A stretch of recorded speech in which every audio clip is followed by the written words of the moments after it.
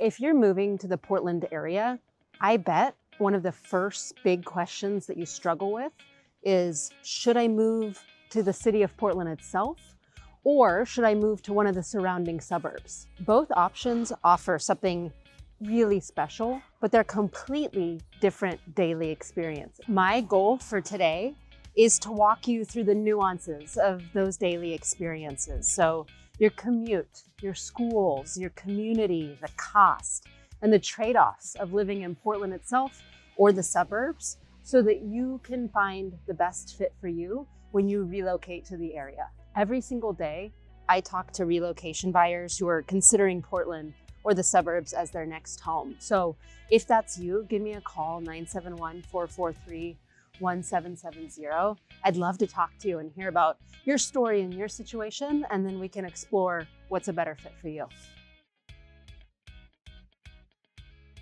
So when most people think about moving to Portland, Oregon, they think of like Portland in Portlandia or on a postcard. People think independent coffee shops, independent bookstores, independent record stores, small businesses, local feelings, and a strong sense of community. Portland as a city is super known for being walkable and bikeable. So if those are your jams, places like Northwest 23rd over on the west side, Selwood, Alberta, Hawthorne Division, they're all gonna have tons of opportunities for you just to get in your own community on your own 2 feet. Portland's also known for having a lot of personality down to the individual neighborhood level, not even the quadrant level, the individual neighborhood level. So in Portland, there are like 93, 94, 95 individual micro communities, and those communities can differ quite a bit, right? So if you live in Alameda, it's got big old stately Craftsman, and it's kind of your old money space. But then there's the newer up and coming areas that, maybe like St. John's, which has Cathedral Park and really beautiful, like funky, eclectic, cute little communities that are like small town feels, right? And so that all drives a sense of identity and connection to your local community that you don't find everywhere else. It's really special in Portland. And there's a saying about Portland, keep Portland weird. I know that there's also keep Austin weird, and there's debate between the two cities as to who coined it and who owns it and who's more weird and all that. But I will argue, having lived in both cities, Portland is weirder than Austin by a long shot. Austin's weird in terms of the fact that it's real different from the rest of Texas, but Portland is just weird, right? You're gonna have funky things that you encounter all the time. It's a city of arts and culture and murals and artists and musicians and free spirits. And so, you can't reproduce that just anywhere. And it's something that's really unique to the city and gives it, I think, a sense of connection that I haven't experienced in other large cities that I've lived in, like I have in Portland. So if you value walkability, a sense of community and community engagement and people actually caring about their neighbors, and the ability to walk around the corner to your favorite coffee shop or your favorite, bookstore or your library or whatever it might be. I don't know anywhere in Oregon that does it better than Portland. And, in terms of big cities in the United States, it's one of the smallest feeling big cities that I've ever encountered. So really points in Portland's favor if that is what you're looking for. But Portland, though it is the city of roses, it's not all flowers and beautiful and perfect. It's got some thorns to it. So in Portland, houselessness is a problem. And fentanyl use, opioid use, those are problems that we see here, right? And it's gotten worse since the COVID pandemic. There are larger houseless populations in the city.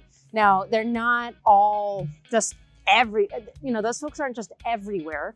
They tend to be concentrated around social services in the downtown core area of the city, and then scattered about a little bit more sporadically on the east side. But it is something that you're gonna see and that you're gonna encounter if you live here. So expect to see tents and graffiti, expect to see, older camper vans that have been parked on the side of the road for a long time that people are inhabiting, and expect to see businesses trying to respond by putting up, flower planters or concrete blocks, et cetera, as a way to have people not camp out in front of their businesses. So it's a tough scene. Like, it's not, people of Portland care a lot. They're, as a city, pretty progressive, will pay taxes in order to try to help this problem, but it's not going away anytime soon. So it is something that you're going to see if you choose to move here. In the popular news culture, we do have a reputation of being war ravaged and burning down and a hellhole. And I will say that is absolutely not true. But like any major city, there are going to be houseless folks. There is drug use and there is crime. On the crime front, Portland, the violent crime of Portland is much lower than other major metropolitan areas in the United States. But where we do have higher crime is going to be on the property crime side. So car break-ins, graffiti, petty theft, things like that. That's where it shows up for Portland. It's not in, the more violent acts. So if you love the urban vibe of, living in a big city, having a lot going on, both for better and for worse, you also have to be okay with the sometimes gritty truth of living in a city and what comes with that. Portland is a wonderful city, but it's also a city. And so there's going to be sort of a messy reality where you have, hundreds of thousands of people's lives crashing together, and people have different levels of resources and opportunities, and that can have some messy outcomes at times. One of the most important differences, I will say, between Portland and the suburbs is going to be the age of the houses that you might be purchasing. So within Portland proper, your typical age range of homes can be as early as like the 1880s for your Victorians, to the 1940s, 1950s for some of your mid-century moderns, and then kind of smack dab in the middle of that, the 20s through the 40s, that's going to be a lot of your beautiful craftsmen, your like Dutch colonials, your bungalows, your classic four squares. They're going to sit within that time period. So with these older homes, what you are getting is vintage charm and interest in intrigue and mystery, maybe a ghost or two, maybe some rats, right? Like you're gonna get a wide variety of experiences with these homes. They're lived in, they've got a lot of stories in them. And they also might have some deferred maintenance that's waiting for you, or they might have some knob and tube wiring, or they might have like a cracked old clay sewer line that you get inspected, and then boom, it's a $30,000 repair or a $60,000 repair that you then have to negotiate on. So when you're thinking about like, if you're moving to this area and you're like, oh, I just want it to be move-in ready and I don't want to have to deal with any of that, some of these homes might have surprises for you. So you need to be mentally prepared. When I moved to Portland, I moved from Seattle, and in Seattle, I lived in a beautiful mid-century modern home. It was built in 1952, so it felt old to me, but in reality, that's not that old in the world of Portland homes. So I had this sort of like preconception as to, what living in a home is like. So I moved to Portland, I bought a 1922 Dutch colonial, big, beautiful home. And we moved in, and it had like in upstairs, there was a different type of drain and faucet system on the bathtub than I had ever seen before. And so I took some pictures of it. I sent it to like 5 different plumbers to be like, how do I replace this? What do I do with this? And the response from the plumbers was that they had never even seen what I was sending them. And so I had to go down a wormhole on the internet to figure out what I was actually looking at. And it turns out that the hardware on the bathtub upstairs was the original from 1922. And so it is still functional, it is beautiful, it is an antique, it is extremely expensive to get refinished and refurbished, so I'm not doing anything with that. But the point of the story is that if you buy an old home, you're gonna have some surprises, and you just gotta be comfortable rolling with them. So fair warning, there's good surprises, there's bad surprises, and I bet you will get both on the east side, or excuse me, in Portland proper, especially on the east side though, because the older homes are definitely on that side. The other cool thing I will say about living in an older home though, is that you get to like celebrate your home's 100th birthday. People have parties for their homes when they turn 100. And then there's a bunch of like internet clubs and internet Reddit threads and things you can dive down that are like Century Club homeowners. And then we all try to troubleshoot the unique problems that we encounter together. So it can be fun. If you like puzzles, it can be fun.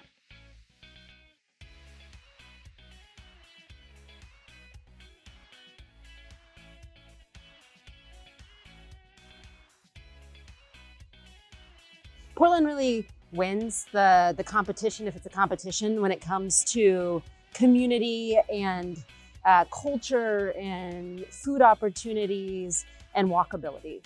Now, if we're going to the suburbs are going to win in terms of space and schools and structure day in and day out. So I'm in Lake Oswego, Oregon now.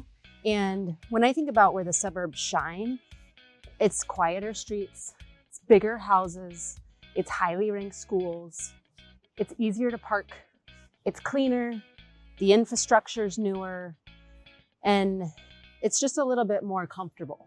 And so for many buyers, especially families with maybe young kids, the suburbs feel like a calmer, simpler, more straightforward option than a city that can be a little bit more, hectic, and you don't know what you're going to walk into all the time, and you've got more traffic, and it's a little more go, go, go. The suburbs can offer a nice alternative to that.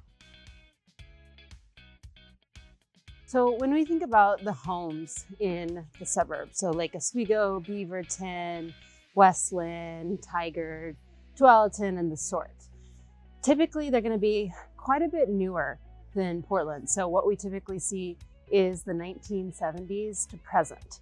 And with these newer builds, you're going to have, by design, newer systems. So newer HVAC, newer roofs. You're not going to find knob and tube electrical wiring, things like that. And so that is going to help reduce any incremental costs in terms of initial renovations. So with the suburban houses, you're giving up some of the charm of the big craftsmen, of the big four squares, of the Victorians. You're giving up the ghosts that live in those homes. You're giving up, decades and decades of families making decisions in terms of, the remodeling decisions and things like that. So you give up the charm, you give up the vintage, but in these suburban homes, you also get a more convenient package and a more modern package. So you don't have the maintenance, you don't have those sorts of things, you don't have the surprises, you don't have the, Victorian ghost grandma padding around upstairs, creaking the floorboards at 2 a.m. in the morning, and it scares your entire family for weeks. That might be a true story, that might not be, but Victorian homes are beautiful and they're kind of creepy. So that's a conversation for a different day. I would love to have that one. But yeah, suburban homes, they don't have those ghosts. Okay, so let's talk about commuting. And I'm going to sit in my car for this one because topically it's appropriate. And also, y'all saw my hair flying out there and it's really cold and my hands hurt. So I'm going to go for warmth, and we're going to talk about sitting in your car, aka commuting in traffic.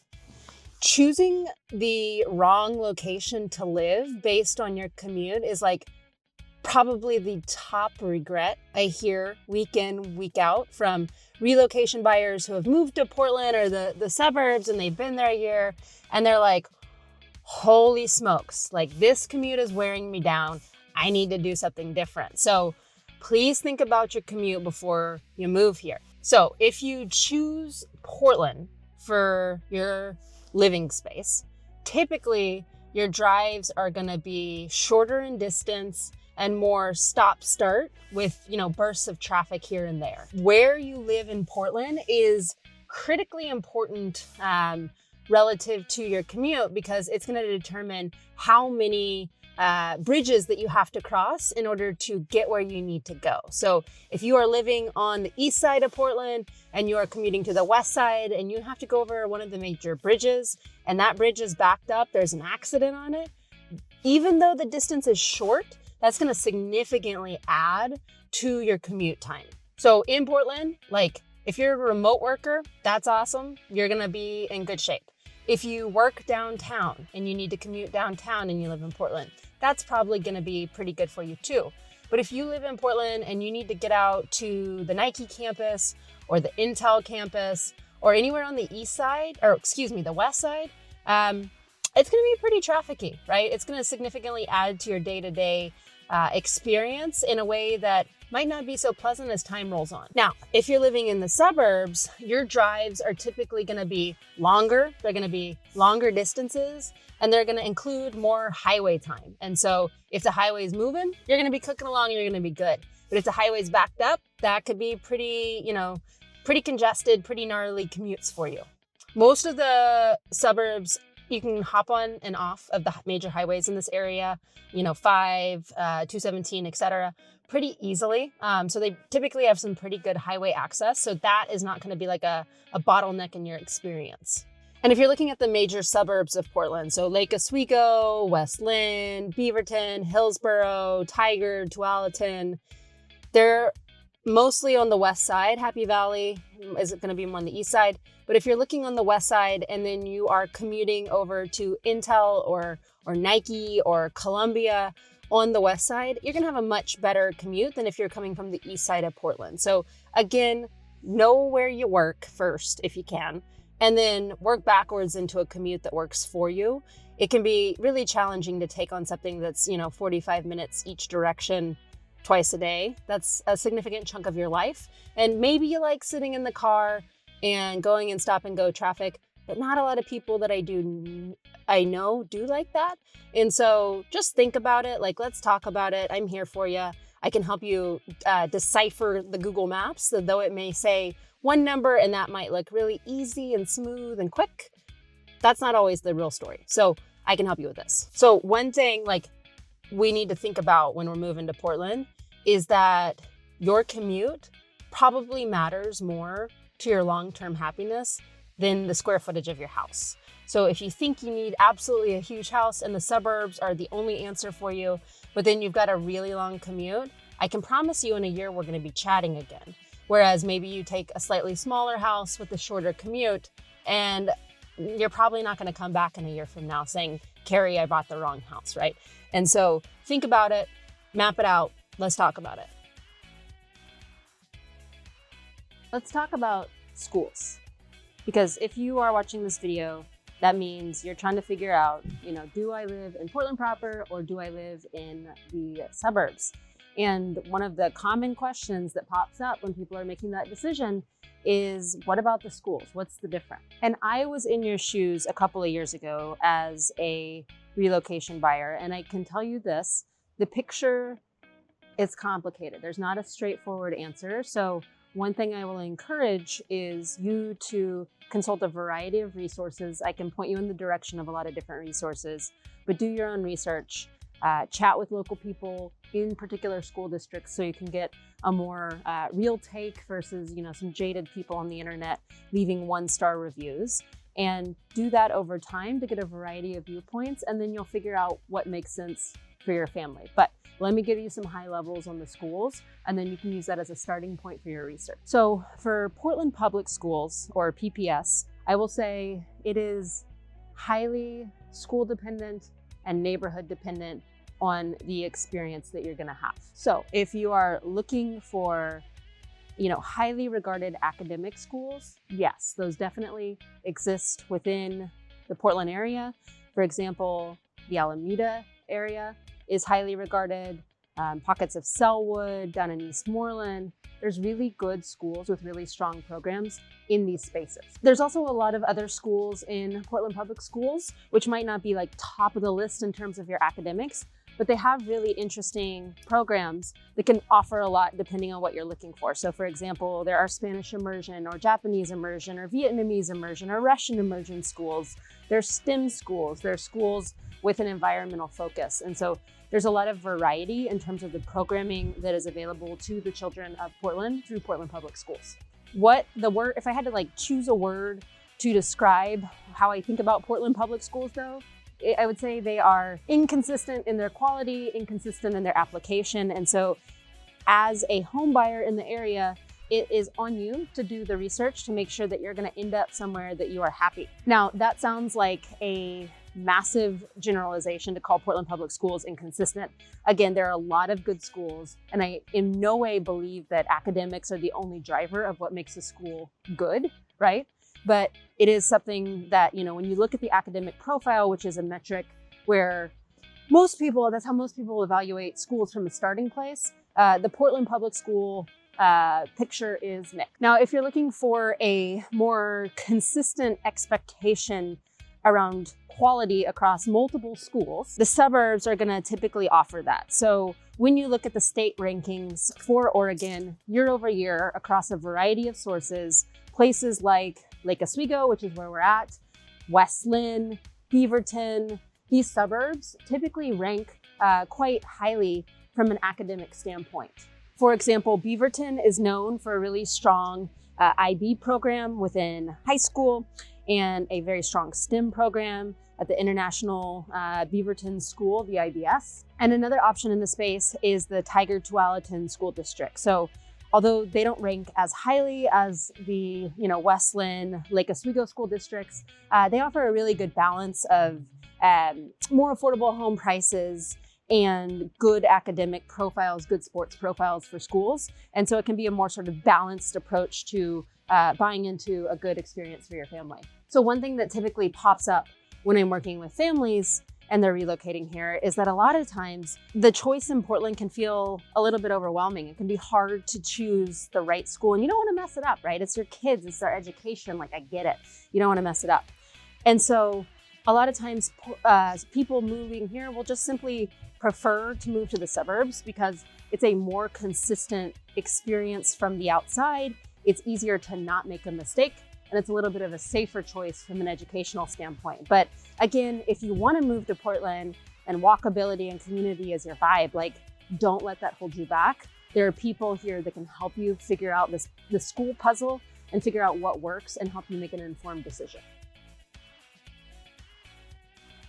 Okay, we are taking another car break because it is insanely cold out there and windy, okay? So my face literally has to warm up. It's not even that cold, it's like 45, but the wind, it's getting me today.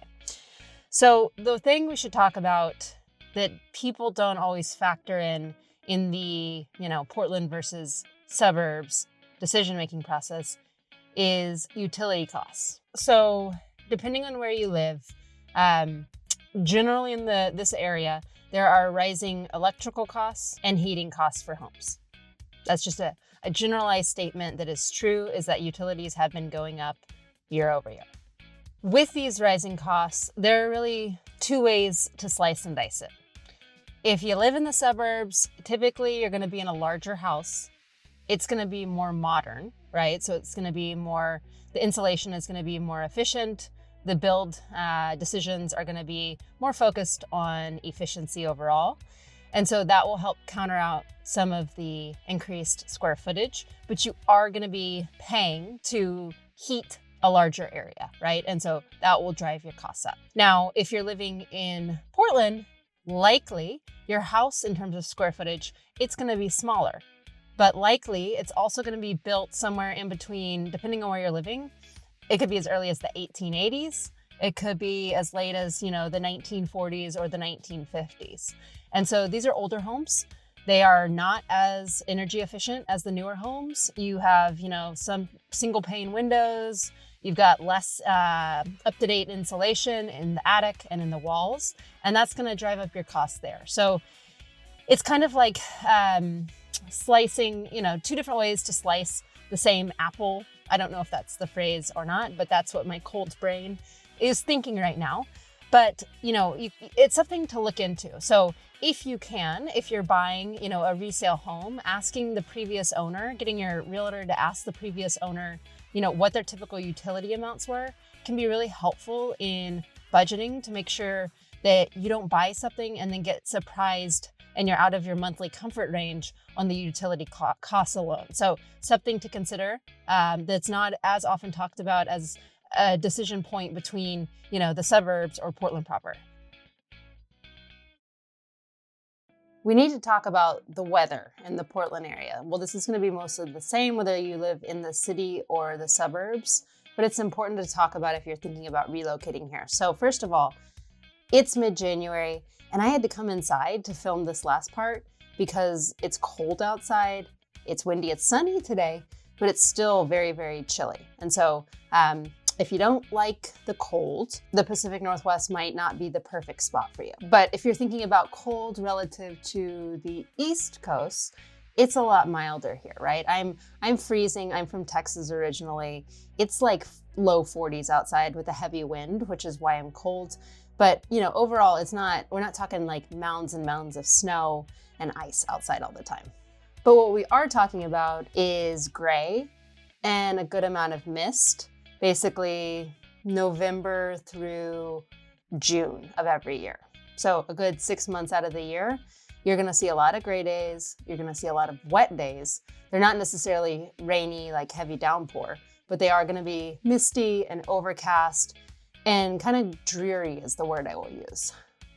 So if you're new to Portland or you're new to the Pacific Northwest and you're coming from a place like Texas or Florida, the transition and the amount of sun difference can be pretty stark, and it does affect a lot of newcomers their first couple of seasons here. And this weather has an impact on how the city feels and how the suburban areas of Portland also feel. So it can make the city feel quite gritty. It's wet, it's damp, it's gray, and that casts certain shadows, and it just makes it feel a little bit grittier or more industrial than it does naturally. I like to say or call this weather, I started this when I was in Seattle, so it's not Portland specific, but I call it serial killer weather. And I think it kind of casts undertones on people's skin that makes everybody look a little creepy sometimes. So just something to know and not be surprised about. Now, if you're out in the suburbs and you have the same gray skies, misty profile, it can make them feel more quiet and it can make them feel more isolating, right? Like the sky can feel pretty heavy. That kind of brings it in and makes it feel quiet. And then if you're already further away from your neighbors, further away from your community, needing a car to get from point A to point B, right? That can make it emphasize the feeling of isolation in those spaces. So as you think about these different scenarios, it's important to weigh your options and think about how that might show up for you. Now, it's also important to know that there are options, right? If you move here. So first of all, make friends. They help combat, sadness or seasonal affective disorder. Get one of those happy lights that blast you with good light every single day to make sure that you're setting your circadian rhythm correctly. And also, I am not a doctor, so do not take my medical advice, but think about supplementing with vitamin D. Talk to your doctor first. What a lot of people do up here just to make sure that you're getting what your body needs in order to feel, rested and rejuvenated and feel good throughout all of the different seasons. So if you move here, plan for the winters. Good strategies also are getting outside, like go take advantage of the winter. We have winter sports nearby. You can go snowshoeing or snow tubing or skiing or snowboarding or hiking or like whatever is your jam. Go get outside. That helps you connect with the beauty that is winter here. Get your light, get your vitamin D. All right, let me make overgeneralizations that may or may not apply to you, but hopefully by making it simple and pointed, it helps clarify for you what is a better fit. So Portland, you gotta choose Portland if you work remotely or you work downtown, easy commutes for you. Choose Portland if you love food, art, and culture. Choose Portland if you wanna be able to walk to your local coffee shop and want walkability as a general benefit of where you live. Choose Portland if you are excited by the nuances of an older historic home. Choose Portland if you like urban energy, if you like the mix up, the grittiness, the buses going one way, the cars going the other, the pedestrians going the third way. If you like that busyness, Portland's gonna be your spot. And choose Portland if you have kids and you value in their upbringing exposure to a wider range of people and situations and opportunities. Portland's gonna give you more of that than the suburbs day in, day out. Now, same thing, but for the suburbs. Choose the suburbs if you have kids or you're planning to, and you want a more comfortable and predictable experience for their life and for your life. Choose the suburbs if you feel like you need more space in your house, space from your neighbors, space in your yard. The suburbs are going to typically offer more of that. Choose the suburbs if you like newer homes. If you don't want the headache associated with a 200-year-old, 100-year-old home, suburbs are going to give you something that's much more modern, requires much less renovation to get it to where you want it to be. And last up, choose the suburbs if you want a quieter living environment. If you don't want the constant beep of horns and the that could work. The buzz of buses going by, planes going overhead. Suburbs are going to be quieter. You're going to hear, more kids playing versus more cars driving by. So if you value quiet, suburbs are your jam. If you're deciding between Portland and the suburbs, it is definitely not a one-size-fits-all type of decision. Your commute, your lifestyle, your tolerance for noise, your tolerance for city busyness, all of these things matter so much more than the zip code in which you live. And if you want some help breaking down your particular situation, your particular preferences, and how it maps to different areas in the greater Portland area, let me know. My number is 971-443-1770. And I work with relocation buyers day in, day out who are trying to make this decision. So I would love to help you think through it. There's no pressure whatsoever. It's just an opportunity to have someone who's experienced in making this decision give you some guidance on what may or may not work for you, and then you can do the research yourself.